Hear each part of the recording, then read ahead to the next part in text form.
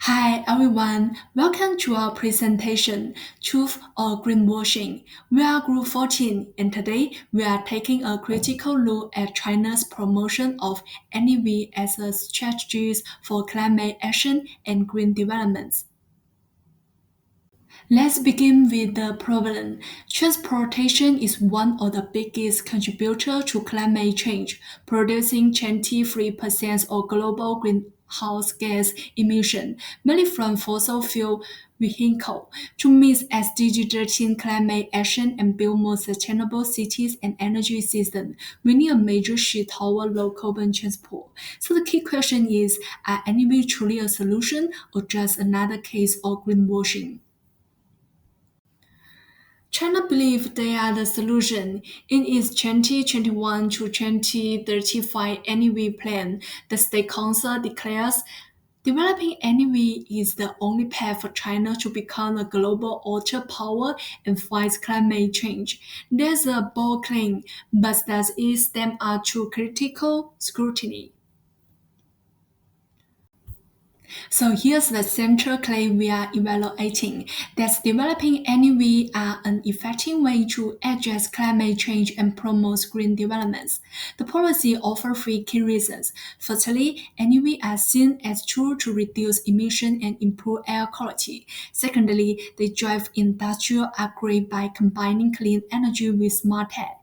Thirdly, they help build a green ecosystem that links transport, energy, and digital sector for long-term sustainability. The argument is built on two main components: supporting evidence and underlying assumptions. First, the supporting evidence. The new Energy Vehicle Industry Development Plan 2021 to 2035 identifies new energy vehicles as key tools for energy saving and emission reduction.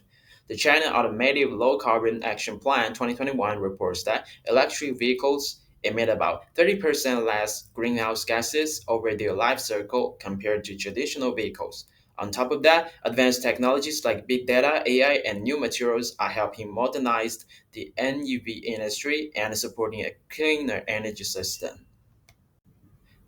The underlying assumptions. This argument assumes that new energy vehicles offer net environmental benefits across their life cycle, including production and recycling. It also assumes that ongoing innovation and policy support will reduce cost, improve performance, and expand infrastructure. Finally, it relies on China's power grid becoming greener, so emission reduction are not offset by electricity generation. Let's take a closer look at how bias and logical fallacies shape the conversation around China's new energy vehicles, or NEVs, as a climate solution. First, there's a common oversimplification. The idea is that simply increasing NEVs will automatically lead to green development. But in reality, over 58% of China's electricity still comes from coal, and battery production itself is highly polluting. This means emissions aren't eliminated, they're just shifted from car exhaust to power plants. So the claim that NEVs are always green is a classic causal fallacy. Next, we see confirmation bias in action. Policymakers and industry leaders often highlight the positives, like innovation and reduced tailpipe emissions, while ignoring negatives such as the environmental damage caused by mining lithium and cobalt, or the fact that 88% of all NEV batteries weren't properly recycled last year. By selectively presenting evidence, they create an overly optimistic picture and hide real risks. Hi.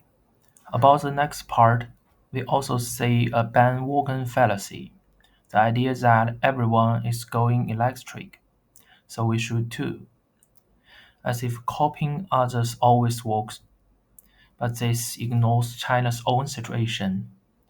Also, works like green or sustainable are used a lot, but without clear data or full explanations. This can make people think all new EVs are good for the environment, even when they are not. Another problem is carbon tunnel vision. The focus is only on cutting carbon, while other problems like water use, bacteria waste, or damage to nature are ignored. Some data may even be picked to look better, hiding the full picture. In Section 5, we focus on the critical reflection of the NEV.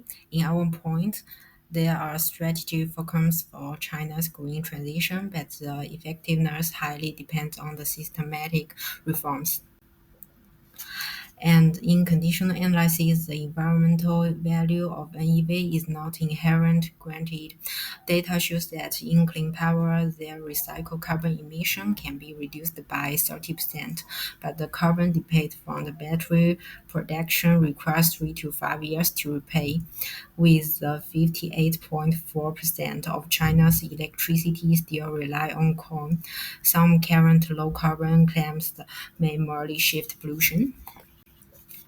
And in warning of sinking, there are three major blind spots exist in argument. The first one is the resource cost, loopholes in mining and battery recycling system, and the second one is the infrastructure gaps, charging facility more concentrated in western province, and the last one is the slow grid transition. Coal power purchased are slower than expected. From above, there are three breakthroughs are needed. The first one is the power decarbonization, accelerate solar and wind energy to replace coal power. And the second one is the circular economy, establish closed-loop system for mining to recycling. And the third one is the diversity transportation, invest in public transport and hydrogen energy in parallel. So in conclusion, NEV are not a universal green key but a level for change. Only by integrate them into a technology system to ecology co-evolution framework can we avoid the increasing burden for emission reduction and truly steer towards a sustainable future. Thank you.